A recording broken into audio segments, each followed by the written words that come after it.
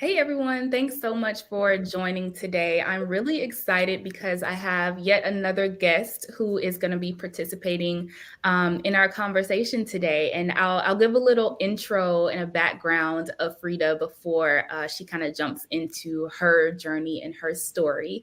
So, Dr. Frieda Wiley is a licensed pharmacist turned freelance medical writer and medical journalist. She actually began freelancing shortly after she became a practicing pharmacist and has written for numerous organizations, including pharmaceutical companies, the National Institutes of Health, and the Oprah magazine. She even wrote a health quiz column for a diabetes magazine for 7 years and also penned a health column for WebMD. Dr. Wiley considers herself a writer first and a clinical scientist second, and she strongly believes that healthcare professionals can leverage their practical experience and specialized training in diverse ways to craft meaningful written messages for their audiences. And of course, I wholeheartedly agree. So, welcome, Frieda, and thank you so much for being here today. Thank you for having me. Thank you for having me.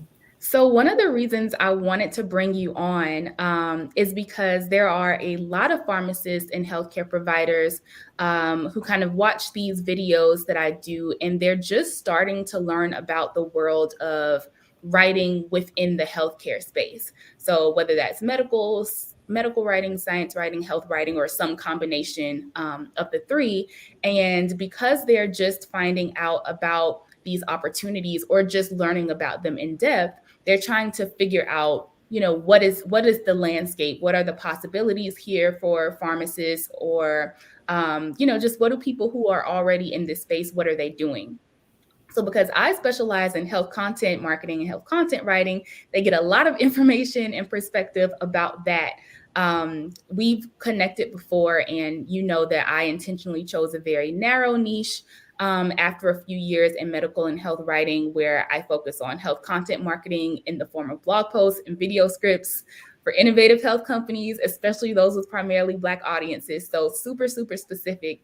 And in my coaching program, I work with pharmacists who want to take that same approach.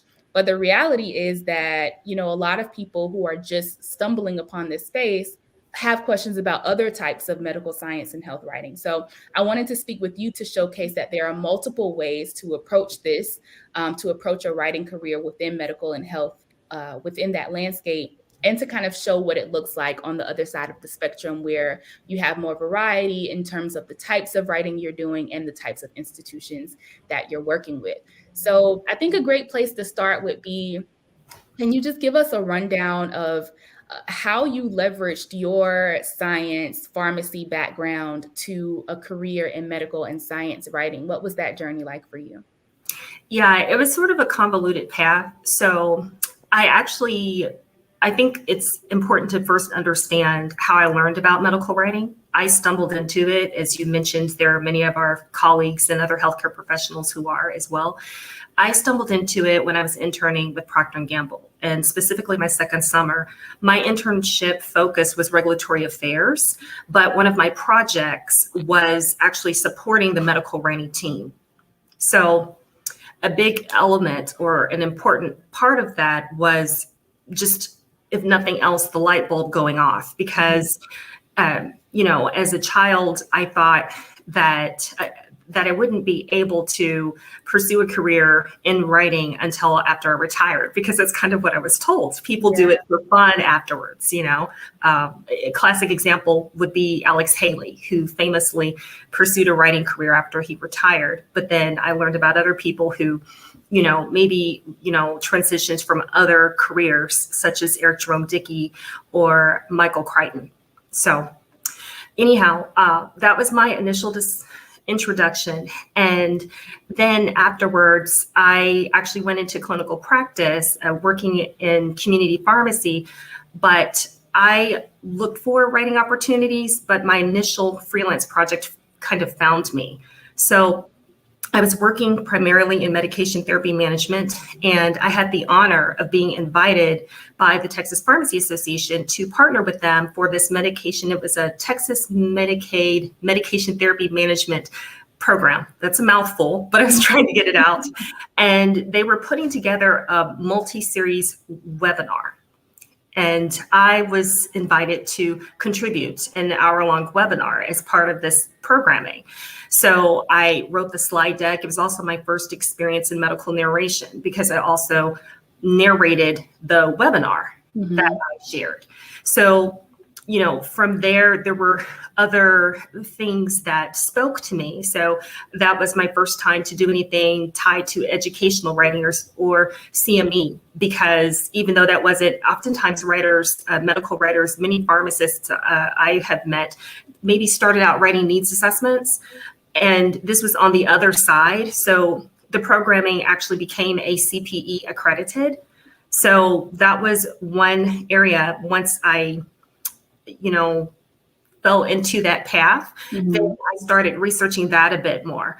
And by the same basis, I remember sitting in a doctor's office and I was reading this magazine, and it was a very simple, I don't really even know if you would call it a magazine at that point. It rebranded to look like a glossy.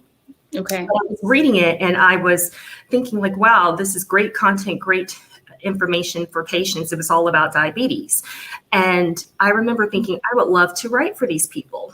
And so I reached out to them and I didn't hear anything. And a year went by and I had forgotten about it. And then I heard back from them. They're like, yeah, we're sorry that we were slow, getting back to you, but we'd love to have you write for us. So that was my introduction actually into journalism. And that's typically the way that I did it. It really wasn't the way that you would typically reach out or engage in that type of relationship.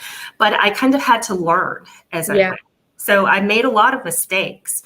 And I think that's an important thing. And feel free to stop me anywhere if I'm babbling. But I think that's important for people to understand. It's okay to make mistakes. You learn from your failures as much as you do your successes. And actually, I think I've learned more from my failures. Definitely. Yeah. I think one of the interesting things for me about kind of figuring it out as you go along, because it sounds like one thing we have in common is that we both kind of accidentally stumbled into this space of realizing that all of these opportunities were here. And when that's the case, you don't necessarily have a model, right, in mind to track their path or to say, I need to take these steps now because this is what other people in this space have done. I didn't have other people in the space to look at and see. I was just kind of fumbling around and like, well, I think this is the right move, so I'm going to try it, right? One thing is having the courage to be able to put yourself out there, even if you're not confident that you're doing the right thing. And also patience is something that popped in my mind as you were speaking. Something that my students often, it takes a while to kind of wrap your mind around the differences between the writing world. In clinical practice, if you send an email, if you give a phone call, somebody's going to call you back. Somebody's going to email you back pretty quickly. But when you're going out and you're pitching potential clients or you're, asking for information sessions, folks might not ever get back with you. If they get back with you, it might be months, in your case, even a year from when you initially sent that communication. So it takes, I think at a certain point, once we've been in the space for so long, we kind of take for granted how odd that is for someone who's not necessarily used to that length of delay and uncertainty in communications.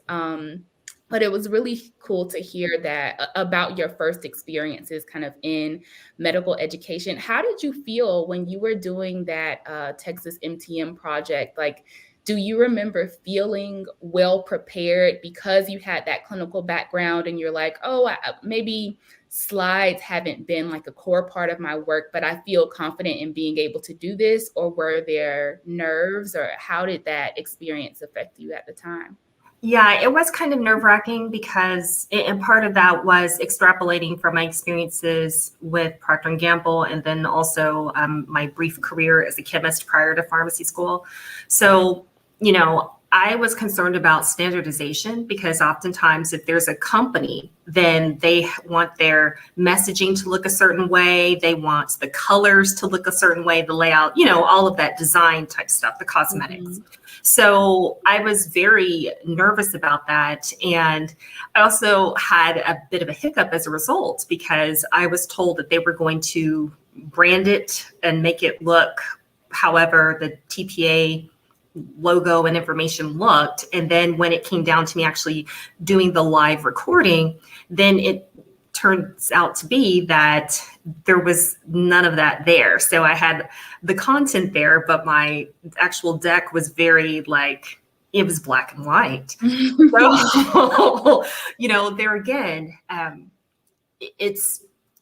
I guess it would be odd and maybe it sounds shameful to even admit that publicly, especially when people would be watching it. But going back to what I said earlier, it's important to understand that sometimes things happen that are beyond your control, even when you give your best effort. And if it's something you're really interested in doing, whether it's writing, whether it's, playing a musical instrument, whether it's a special niche of pharmacy that maybe is still unfolding or maybe has limited opportunities, you don't give up if that's really what you're interested in. You take those lessons, you take that anxiety, and as you're going through the experience, take note of what you're going through, and then after it's over, evaluate the situation and look at the lessons learned. Mm-hmm. So what went well and why? What didn't go so well and why? And for the things that didn't go as well as you had hoped, what strategies, what skill sets, what toolkits, what communications can you take in order to try to rectify the situation going forward and to have better outcomes in the future? Yes. I love that strategic approach to evaluating, kind of like a self-evaluation of performance. Mm-hmm. And I know for me, it helps to actually write those things down. So I will literally write out what went well about this. How did I feel about those things? What didn't go so well? How did I feel? And I have a whole notebook just dedicated to answering those questions. Because I think there's also utility in going back and reflecting on, where you've come from. I'm sure you and every other freelancer out there has times when, even though you have several years of experience under your belt, you still kind of feel like you might be walking into a new situation or a situation that is a little more uncomfortable for you.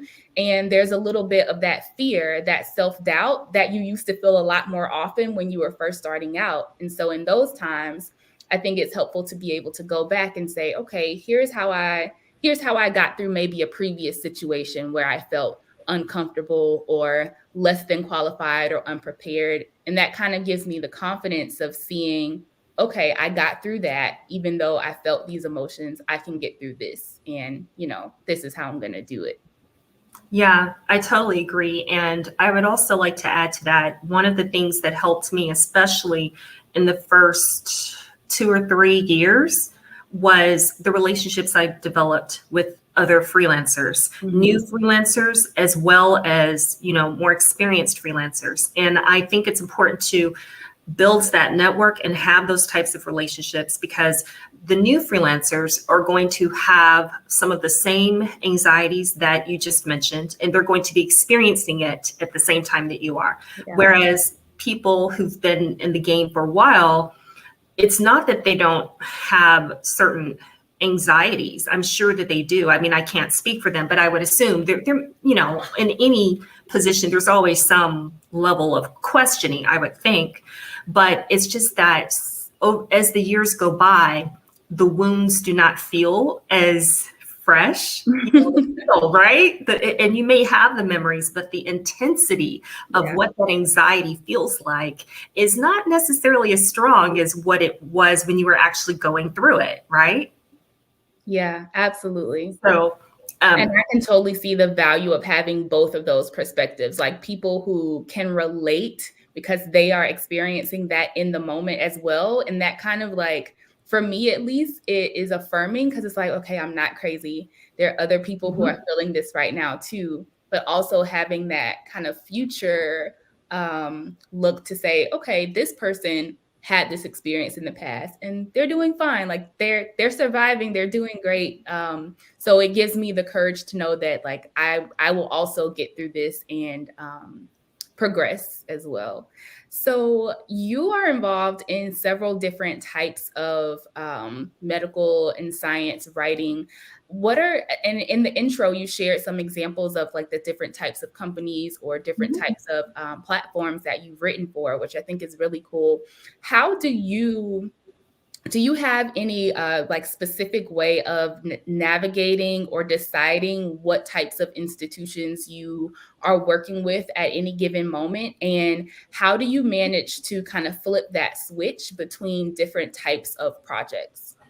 Yeah. So I think the best way to answer that question would be kind of to go back to something I said earlier when I was talking about the magazine I read at the doctor's office. Mm-hmm. So it's not, I think part of it is that entrepreneurial spirit, first of all, where even though I may not be on the clock, sometimes I'll be somewhere and I'll see something. I'm like, oh my gosh, this sounds great. I wonder, what could this mean for me? Or is there an opportunity? Or even if it's not for me, again, having this network of people who are my friends and colleagues and my support system, sometimes it's not my gift or my blessing, but it can be somebody else's, right? Mm-hmm. So that's part of it. Does it speak to me? Because I have noticed this about myself, and I can't speak for other people, but for me personally, I'm a person who works off passions.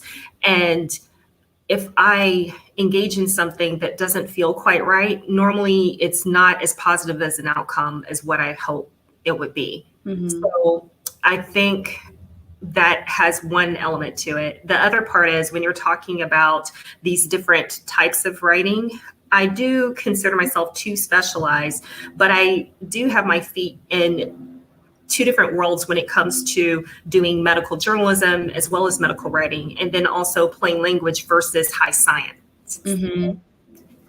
So having said that, I try in the same way that they always say, when you're investing in the stock market, you want to diversify your portfolio. So I diversify my portfolio as well, because it's important to feed these dualities that I have when it comes to communication, and also to maintain the skill set. So I have tried, just doing straight medical journalism for a while, like nothing but that, or straight whatever it is. Maybe it's medical copywriting / promotional copy or other types of medical writing, and doing nothing but that. And it's great. But after a while, I find myself feeling like, okay, you know what? I'm not tapping into all parts of my personality, all parts of my skill set. And I'm afraid that I may start to lose some of these skills. Mm-hmm. And it doesn't really go away, but it's if you've been so immersed or entrenched in one specific project for a while, then when you get back to doing something else that you used to do regularly, sometimes it may take a little while. Yeah. Yeah. And that was my experience also when I was practicing. So it was hard enough to try to juggle freelancing with practicing full time, especially when I was on the road. And when I would have those projects in front of me, it would take me, sometimes I might sit there for an hour and not write anything. And it's not because I didn't know how to write, but my pharmacy brain was just going, at the speed of light or something.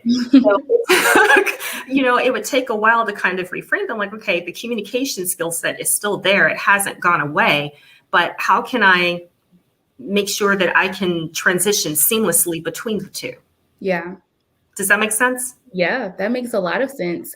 So when it comes to, let's say a week in your life as a writer, mm-hmm. if you're working on multiple projects that are, let's say one is kind of on the plain language side and one is more so high science for a provider audience, if that is the way you manage projects, like I don't know if you kind of have projects going concurrently that are in different spaces like that, but if you do, yeah. How do you manage your time and mental energy within, say, a week to be able to kind of flip back and forth between those different types of writing?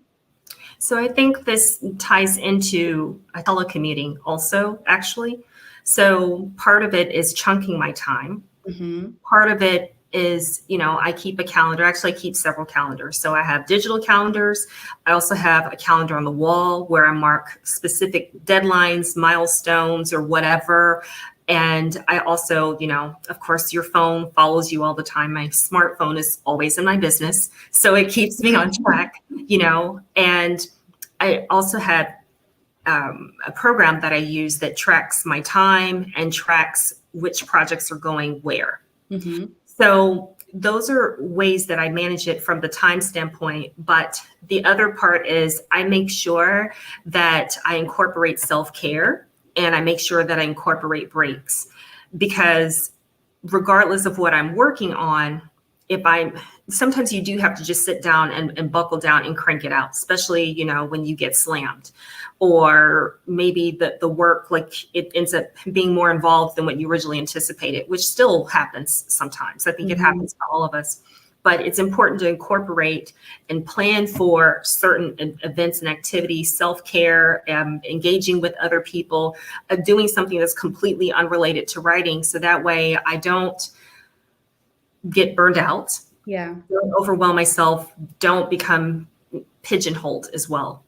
So like I find if I just work steadily and don't, schedule for these different outlets or try to chunk my time so I can focus and crank out what I need to crank out, then my writing is not as creative as it can be, or as strong as it can be, or it might be good writing, but it may not be my personal best, or I find myself kind of sinking into the same patterns. So it's like I'm producing the same voice for different projects, even though that's not what I want to do. Yeah. I think it's so interesting how much you learn about yourself and how best you work when you are a freelancer and you're kind of juggling multiple projects. I was having a conversation about this with a friend who's kind of going out on her own next week. And I can remember specific moments in my own freelancing journey where like a light bulb clicked, when it was like, okay, why doesn't this project feel as great as I thought it would? Oh, maybe it's because like I didn't plan out enough time in advance to kind of make this set aside smaller chunks of work time rather than trying to like work on this for 5 hours a day for 2 weeks straight. Or maybe it's because I don't know. I took on this project when I really shouldn't have. It wasn't something that I was really passionate about or interested in. And so now I'm kind of like bored with it, but I have to do it and meet the deadline. And you just learn so much every project, whether you learn more about something that you do like or something that you don't like you mentioned earlier, you're always able to take those lessons and apply them to future experiences and opportunities. I think that you've already given some wonderful advice for folks who are kind of aspiring to enter medical or health writing in some way. But do you have any final advice or words of wisdom, maybe something that you wished you would have known when you were first entering the space? I think that one of the most important things, and we've touched on this earlier, I believe, but it's to recognize that the silence and rejection, it's a big part of this industry. I think that applies to many creative fields, right? Whether you're a musician, an actor, dancer, whatever. Yeah. And that if it's something that you're really interested in, you shouldn't let it stop you. And understand that just because you may not hear the yes that you wanted, or the yes when you wanted it, that it's not a reflection of you. It's not a reflection on you either as a writer. It's more about, sometimes it's timing. Sometimes, maybe there are other candidates who might have been stronger or a better fit, whatever. And that doesn't matter. That's not your story. Your story is, how are you going to let that shape you? Is it going to motivate you? What are the lessons you're going to take away from that? And keep pushing for it, because it will happen and it can work. It's just about, you have to stay the course. I could not have asked to close our conversation on a better and more real, practical note. So thank you so much for sharing that. And thank you so much for being here for this conversation. I really appreciate it. And I'm sure the folks who are watching also gained a lot from your insight and your wisdom. Well, thank you again for having me. And I had a lot of fun, and it was